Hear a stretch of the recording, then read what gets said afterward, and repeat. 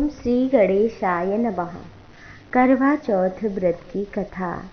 करवा चौथ व्रत कथा श्रवण करने से पति की लंबी आयु होती है।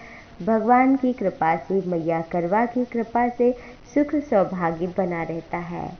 ये व्रत कार्तिक मास के कृष्ण पक्ष की चतुर्थी तिथि को किया जाता है। महिलाएं निर्जला व्रत करती हैं, इससे सुख सौभाग्य बढ़ता है। तो आइए श्रवण करते हैं कथा। एक बार की बात है, जब पांडव बड़े ही दुविधा में थे, तप करने के लिए चले गए थे, तो द्रौपदी बहुत परेशान थी। कौरव और पांडवों से युद्ध होने वाला था। तो उस समय जब तप करने गए थे तो भगवान श्री कृष्ण से द्रौपदी ने पूछा कृष्ण भगवान से कि प्रभु, हमारे पति की लंबी आयु कैसे हो और विघ्न कैसे समाप्त हो। तो भगवान श्री कृष्ण ने कहा कि देवी, यही जो प्रश्न है वो माता पार्वती ने शंकर जी से पूछा था, वही हम तुम्हें बताते हैं। उसका नाम करवा चौथ है। इस व्रत को करने से विघ्न भी समाप्त हो जाता है, पति की आयु भी लंबी होती है। तुम ध्यान से श्रवण करो। ये बात है कि एक सुंदर शहर शुक्र प्रस्थपुर, आज के समय में जिसे दिल्ली कहा जाता है, वहाँ एक ब्राह्मण था, रमेश शर्मा। वो बड़ा ही ज्ञानी था। उसकी पत्नी लीलावती और 7 उसके पुत्र और एक कन्या बीरवती थी। बड़ी ही सुंदर थी। जब विवाह की योग्य हुई तो रमेश शर्मा ने अच्छे विद्वान ब्राह्मण से अपनी पुत्री का विवाह कर दिया। और फिर जब करवा चौथ आया तो भौजाइयों के सहित में व्रत किया। करवा चौथ का कार्तिक कृष्ण चतुर्थी के दिन उपवास किया। शाम के समय स्नान किया। भक्ति भाव से वट वृक्ष का भी चित्र बनाया। उसके नीचे शंकर जी, गणेश जी, कार्तिकेय स्वामी का चित्र बनाया। ओम नमः शिवाय लिखा और धूप दीप गंध पुष्प आदि से गौरी का पूजन किया। फिर शिव जी, गणेश जी और षडानन आदि का अलग अलग पूजन किया। पकवान, अक्षत तथा दीपक से युक्त 10 करवा, पिसान, गेहूं गुड़ से बने अनेक पकवान, फल आदि भोजन भोज्य पदार्थ अर्पण करके अर्घ देने के लिए चंद्रोदय की प्रतीक्षा करने लगी। इसी बीच में बीरवती बड़ी भूख से मूर्छित हो गई और पृथ्वी पर गिर पड़ी। तब भाई बांधव रुदन करने लगे। एक भाई तो ढांढस बंधा करके महान वट वृक्ष के पेड़ पर चढ़ गया और बहन के प्रेम से दुखी होकर जलती हुई लुहारी से चंद्रमा के उदय होने का बहाना बता दिया और चंद्रमा का उदय जान करके विधि विधान से अर्घ देकर भोजन कर लिया। और व्रत तो नष्ट हो गया, दूषित हो गया। इससे पति की मृत्यु हो गई। बीरवती ने अपने पति को जब मरा हुआ जान लिया तो फिर से भगवान शंकर का पूजन किया। वर्ष समाप्त होने पर करवा चौथ का व्रत किया और उस दिन देवकन्या इंद्राणी के साथ वहां आई हुई थी स्वर्गलोक से। वो बीरवती के पास गई। बीरवती ने इंद्राणी से सब बातें पूछी। बीरवती ने कहा कि करवा चौथ का व्रत मैंने किया था और जब अपने घर गई तो वहां पे मेरा पति मरा हुआ मिला। मैं नहीं जानती किस कर्म के कारण। कहा, हे महेश्वरी, आप हमारे भाग्य से आई हैं, हमारे पति को जीवित कर दो।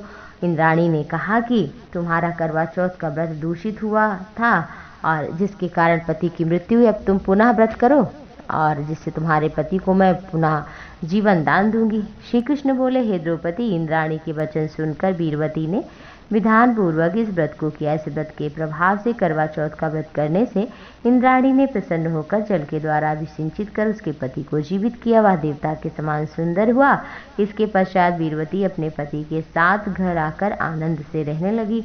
बीरवती के व्रत के प्रभाव से उसका पति धन धान्य पुत्र आदि आयु को प्राप्त हुआ। और इसलिए तुम भी हे द्रौपदी व्रत करो। सूत जी कहने लगे कि ऋषियों, इस प्रकार श्री कृष्ण के कहने पर द्रौपदी ने करवा चौथ का व्रत किया और फिर जिससे प्रभाव से संग्राम में कौरवों को जीतकर अतुलनीय राज्य को प्राप्त किया, जिससे दुख भी चला गया। दूसरी कथा इस तरह है। एक साहूकार के 7 बेटे और एक बेटी थी। सेठानी के सहित बहु बेटी सब ने व्रत किया और रात्रि को साहूकार के बेटे भोजन करने लगे तो कहा, बहन चलो तुम भी कर लो। बहन ने कहा, चांद कहाँ निकला है? तो छलनी से प्रकाश दिखा दिया और कहा, बहन चांद निकल आया है, अर्घ देकर भोजन कर लो। और फिर इस बात को वो जानती नहीं थी। अग्नि का प्रकाश छलनी में से देखकर उसने अर्घ देकर भोजन कर लिया, जिससे गणपति जी आप प्रसन्न हो गए, नाराज हो गए। इसके फल स्वरूप उसका पति बीमार हो गया और जो कुछ था वो सब उसकी बीमारी में लगा। जब वो उसे अपने किए हुए दोष का पता चल गया तो पश्चाताप हुआ और गणेश जी से प्रार्थना की। विधि विधान से पुनः व्रत करना आरंभ किया। श्रद्धा अनुसार पूजन किया और सबका आशीर्वाद लिया। भक्ति भाव को देख करके भगवान गणेश प्रसन्न हुए। उसके पति को जीवन दान दिया, आरोग्य दिया, धन संपत्ति, पुत्र इत्यादि दिया। जो इस व्रत को छल कपट को त्याग कर श्रद्धा भक्ति भाव से करेगा, सुनेगा, वो सभी सुखों से युक्त तथा क्लेशों से मुक्त हो जाएगा।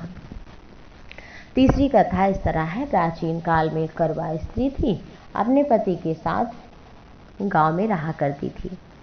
एक दिन की बात है, उसका पति नहाने के लिए नदी में गया तो स्नान करते समय वहां एक मगरमच्छ आकर उसके पैर को पकड़ लेता है। तब वो अपनी पत्नी को करवा करवा कह कर के बुला रहा था। अपने पति की आवाज़ सुनकर पतिव्रता स्त्री करवा भागी हुई आई और पतिव्रता ने आते ही मगर को कच्चे सूत के धागे से बांध दिया। मगर को बांधकर वह अपने पतिव्रत धर्म के बल से यमलोक में पहुंचकर यमराज से बोली, हे भगवान, मेरे पति को मगर ने पकड़ लिया। इस अपराध में आप अपने बल से मगर को नरक में डालिए। करवा की बात सुनकर यमराज बोले, अभी तो इसकी आयु बची हुई है, मैं कैसे मार दूं। यमराज की बात सुनकर बोली, आप नहीं करेंगे तो मैं आपको श्राप दे दूंगी। करवा की बात सुनकर यमराज डर गए और फिर उस पतिव्रता के साथ जाकर उसने मगर को यमलोक पहुंचाकर पति को दीर्घायु होने का आशीर्वाद दिया। तभी से करवा चौथ मनाया जाने लगा। यमराज ने कहा कि आज के दिन जो भी व्रत करेगा, तुम्हारी पूजा करेगा, गणेश जी की, भगवान शंकर की, माता पार्वती की, श्री हरि की और सबको प्रणाम करेगा, उसके पति की आयु मैं लंबी कर दूंगा। इस तरह से करवा मैया की कृपा से पति की आयु दीर्घ होती है। चौथी कथा इस तरह है। प्राचीन काल में एक परिवार था, 7 बहू थीं। 6 बहू बहुत अमीर घर से, जिससे उनका सम्मान था, लेकिन 7वीं के मायके में कोई नहीं बचा था और वो घर का काम काज भी करती, लेकिन उसे सम्मान प्रेम तो मिलता नहीं, परेशान अलग किया जाता था। त्योहार जब भी आता तो सबके मायके से कुछ ना कुछ आता, लेकिन उसके यहाँ तो कोई था नहीं और उससे बड़ा दुख होता और उसे लोग खरी खोटी सुनाते। इससे एक दिन परेशान होकर वो जंगल से निकल पड़ी। एक नाग वहीं बिल में रहता था। उसका रोना सुन करके बाहर निकल कर आया और पूछने लगा, क्यों रो रही हो। कहा, आज करवा चौथ है, हमारा कोई भाई नहीं है, कोई होता तो करवा लेकर आता, मुझे बड़ी खरी खोटी सुनना पड़ता, बड़ा दुख है मुझे। नाग को बड़ी दया आई। नाग ने कहा, बहन घर चलो, मैं अभी करवा लेकर आता हूँ। थोड़ी देर बाद नाग बहुत सा सामान लेकर उसके घर पहुँच गया। इतना सामान देखकर परिवार वाले बड़े ही प्रसन्न हो गए। सास ने कहा कि प्रसन्न होकर छोटी बहू को, जाओ तुम कुछ दिन के लिए नाग देवता के यहाँ हो आओ। नाग देवता बहू को अपने महल में ले गया और वहाँ बड़े सम्मान से प्रेम से रखने लगा। यहाँ किसी वस्तु की तो कमी है ही नहीं है, बहन तुम प्रेम से रहो, लेकिन नांद जो है सामने की ये ना खोलना। बहुत दिनों बाद आराम से रहते रहते एक दिन की बात है, सोचा उठाकर देख लेती हूँ क्या है। और जब उठाकर देखा तो छोटे छोटे सांप के बच्चे इधर उधर भागने लगे। घबराहट में नांद ढक दिया। घबराहट में एक सांप की पूंछ नांद के नीचे आने से कट गई। कुछ देर बाद जब महल में नाग आया तो बहू ने सब बात बताई और गलती के लिए क्षमा मांगी। नाग ने क्षमा कर दिया। कुछ दिनों बाद छोटी बहू ने कहा कि हम ससुराल जाएंगे। नाग देवता ने बहुत सा धन सोना आदि देकर विदा किया। इतना धन इत्यादि देखकर ससुराल वाले उसकी बड़ी इज्जत करने लगे। जिस सांप की पूंछ कटी थी उसे सभी पूंछ कटा कहा करते थे। एक दिन तंग आकर उसने अपनी माँ से सांप पूंछ के कटने का अपने कारण पूछा तो माँ ने सब बता दिया। सांप ने कहा, मैं बदला लूँगा। माँ ने कहा, पुत्र ऐसा नहीं करते हैं। वो माना नहीं। एक दिन मौका पाते ही घर में घुस गया और काटने के लिए वो सोच ही रहा था, तभी अंदर से बहस की आवाज़ सुनाई दे रही थी। छोटी बहू इस तरह से कसम खा रही थी और बोल रही थी, मैंने ऐसे कोई काम नहीं किया है। मैं अपने छोटे कुछ कटे भाई की कसम खाकर कहती हूँ, मुझे उससे कोई प्यारा नहीं है।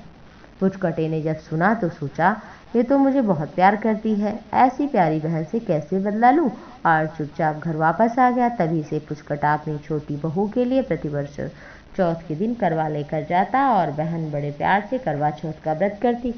इस तरह से करवा चौथ का व्रत उसने किया और उसे परिवार में, घर में सम्मान मिला, इज्जत मिली, और जिसने भी इस व्रत को खंडित किया उसे दंड भी करवा मैया ने भगवान गणपति ने दिया।